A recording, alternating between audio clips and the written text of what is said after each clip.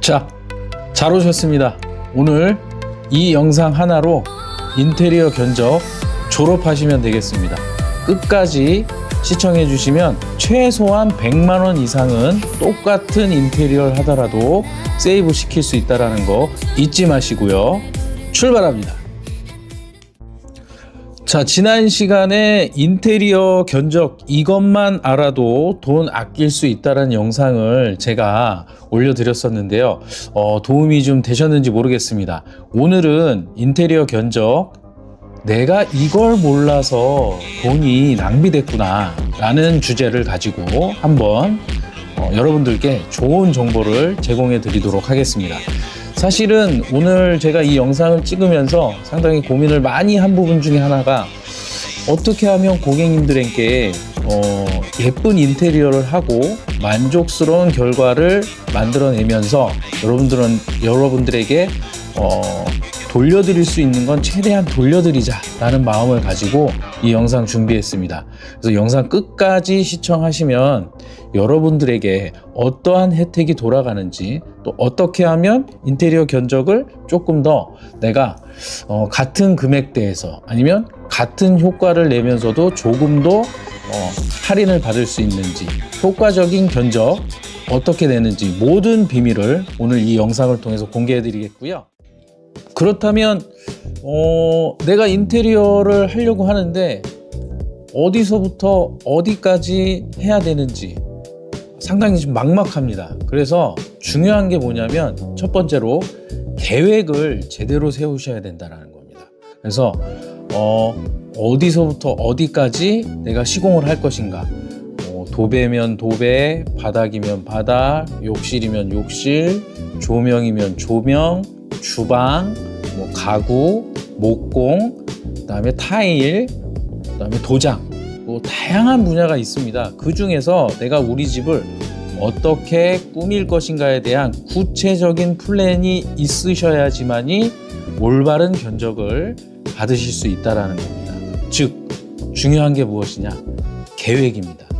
인테리어를 어떤 방향으로 내가 할 것인가에 대한 구체적인 계획이 없으면 아무런 계획도 없이 인테리어 업체를 만나서 상담을 하다 보면 계속해서 무언가가 추가됩니다. 그러면 생각지도 않은 부분에서 비용이 늘어나게 되고, 그렇게 되면 내가 생각한 예산은 이만큼인데 상담을 하다 보니까 이만큼이 됐어.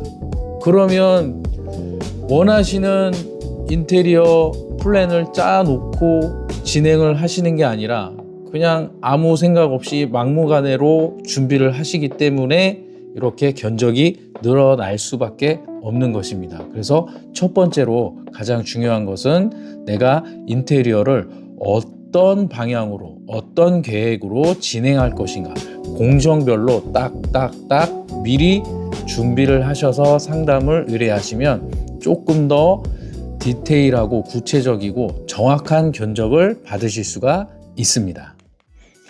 그러면 두 번째로 무엇을 미리 생각을 하셔야 되냐면 자재의 퀄리티가 되겠습니다.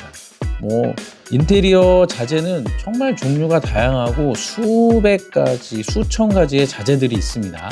그렇기 때문에 내가 우리 집 인테리어를 할 때 예를 들면 도배를 해야 되는데 도배는 실크로 하실 건지 아니면 합지로 하실 건지, 광폭 합지로 하실 건지, 또는 실크 중에서도 신안 벽지를 쓰실 건지, 개나리 벽지를 쓰실 건지, 아니면 LX 지인에서 나오는 벽지를 실크를 쓰실 건지, 그것도 종류가 다양하기 때문에 그 중에서 내가 마음에 드는 벽지 종류를 먼저 선점을 하시고 상담을 받으시면 조금 더 구체적인 견적을 받으실 수 있겠죠.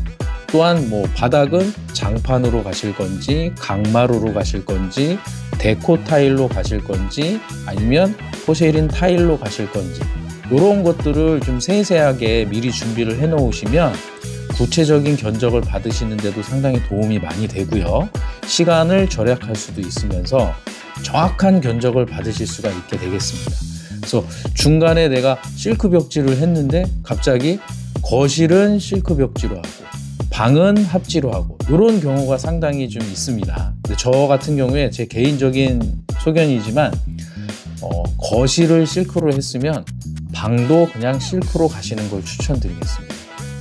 또는 거실은 강마루인데 방은 장판으로 가서 조금이라도 예산을 좀 세이브 싶으신 분들도 계시겠지만, 이렇게 하게 되면 아무래도 재료가 좀 분리되기 때문에 시공하고 난 뒤에 후회하시는 경우가 상당히 많습니다.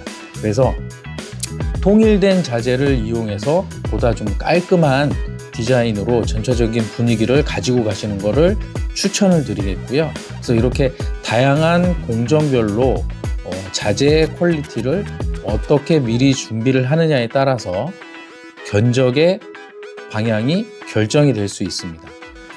자, 세 번째로는 우리가 이제 인테리어를 하게 되면 다양한 공정이 있겠지만 그 중에서도 구조 변경이 들어가느냐 안 들어가느냐에 따라서도 인테리어 견적이 천차만별로 차이가 납니다. 이를테면 주방 구조가 기존에는 일자였는데 나는 이거를 기역자로 만들고 싶다. 그러면 아무래도 기존 주방 사이즈에서 기역자로 꺾이면서 늘어나는 사이즈가 되겠죠. 그만큼 비용이 늘어날 수가 있습니다.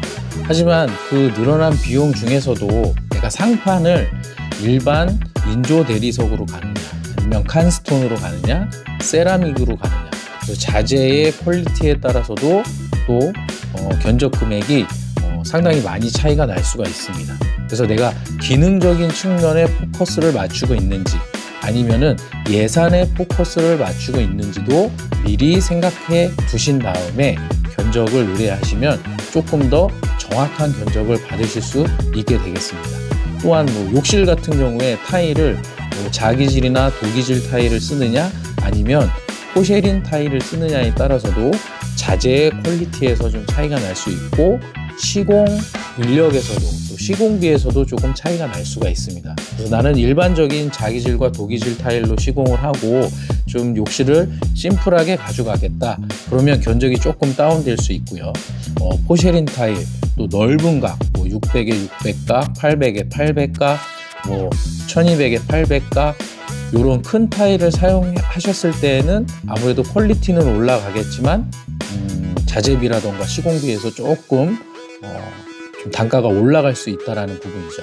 그래서 이제 세 번째 같은 경우에는 구조 변경을 내가 할 것인가 안 할 것인가, 또 거실 같은 경우에 천정을 우물 천정으로 하고 간접 조명을 넣느냐 안 넣느냐, 중문을 달고 파티션을 설치하느냐 안 하느냐, 또 이런 부분이 상당히 견적에서 예산을 좌우할 수 있다라는 걸 여러분들이 미리 알고 계시면 예산 설정하는 것과 또 정확한 견적을 받는 데 도움이 많이 됩니다.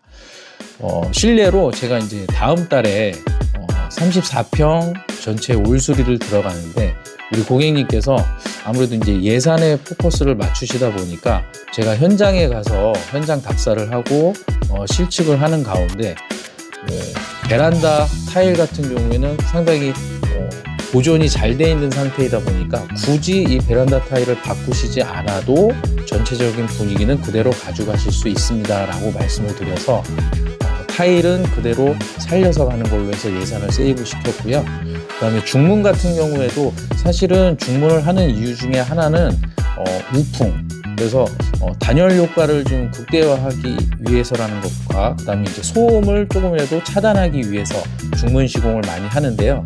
마지막으로는 이제 디자인적인 심미적인 부분을 감안해가지고 중문 설치를 합니다. 또 우리 고객님 같은 경우에는 소리가 많이 밖으로 새어 나간다거나 아니면 우풍이 많이 있지도 않은 상태였는데 굳이 이제 중문 시공을 하신다고 하셔서, 예산에 어느 정도 포커스를 맞추실 거면 중문은 나중에 이제 어느 정도 여유가 되실 때 추후에 시공을 하셔도 크게 문제가 되지 않습니다 라고 해서 제가 방향을 설정을 해드렸더니, 그러면 이 부분은 제외하고 다른 부분, 예를 들어서 욕실에 조금 더 힘을 실을 수 있는 부분을 제가 이제 추천을 드려서 그렇게 시공을 하시기로 결정을 했습니다. 그래서 세이브 할 수 있는 부분은 최대한 세이브를 하고, 내가 나중에 요거는 추가적으로 뭐 입주를 하고 나서 그 뒤에 어느 정도 여유가 되셨을 때 추가적으로 중문이랑 파티션 시공은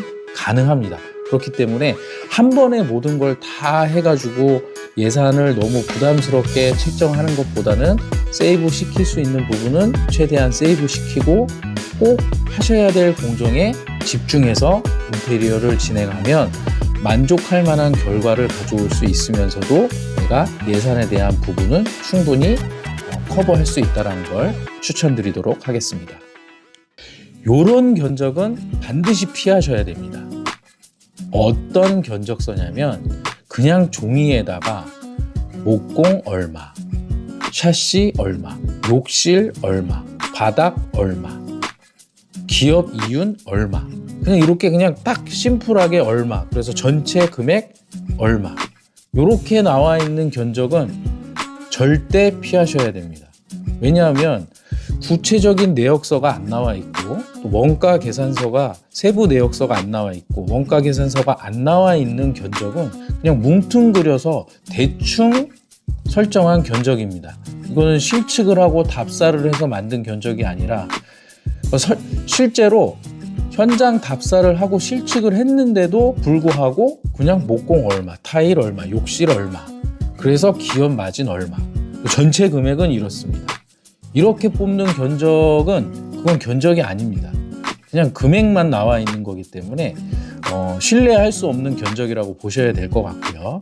그래서 저희 인텔리전스에서 제공하는 견적은 세부적으로 나와 있는 견적서와 그다음에 원가 계산서, 그다음 기업 이윤과 관리비, 뭐 부대 경비부터 시작해가지고 보험은 얼마가 들어가는지 이런 세세하게 나와 있는 견적이 조금 체크하시기가 귀찮으시더라도 반드시 이렇게 디테일하게 나와 있는 견적을 제공하는 업체를 또 신중하게 선택하시는 게 나중을 위해서라도 유리하다라는 걸 말씀을 드리겠고요.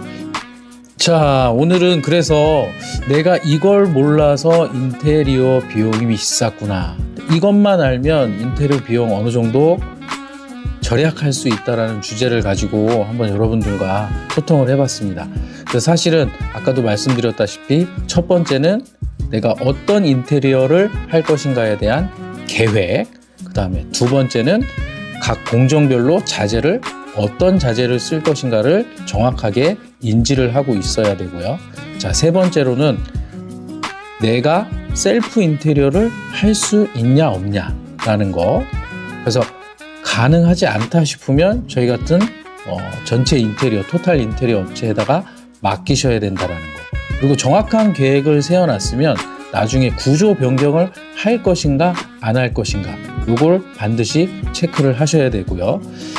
예산에 포커스를 맞추느냐, 아니면 난 예산이 여유가 되기 때문에 자재의 퀄리티에다 포커스를 맞출 것이냐, 이제 이런 것들만 이제 고객님께서 판단하시고 결정하신 다음에 필요 없는 부분, 아니면 나중에 해도 상관없는 인테리어라면 그런 부분은 과감하게 제껴두시고 필요한 것들만 꼭 맞춰서 진행을 한 다음에 나중에 내가 이제 금전적으로 예산이 어느 정도 여유가 되실 때 추가적으로 할 수 있는 부분은 충분히 인테리어가 끝난 후에도 진행할 수 있다는 거, 이렇게 4가지 정도만 정리를 하시고 진행을 하셔도 원하는 스타일은 그대로 가지고 가되 견적은 충분히 세이브 시킬 수 있다는 거 다시 한번 말씀을 드리겠습니다. 그래서 인텔리전스에서는 여러분들이 원하시는 스타일과 또한 현장 답사와 실측을 통한 정확한 견적, 그리고 3D 모델링을 무상으로 제공을 해서 내가 원하는 인테리어가 어떤 결과물로 도출이 되는지까지 제공을 해드리고 있고요. 아까 초반에 말씀드린 바와 같이 이 영상을 통해서 저희와 올수리 인테리어 계약을 하시는 구독자분들이나 신규 회원분들께는 무상으로 백조에서 나오는 깜포르테 올스텐 엠보 사각 싱크볼과 욕실에 제공되는 스마트 환풍기를 무상으로 제공을 해드리도록 하겠습니다.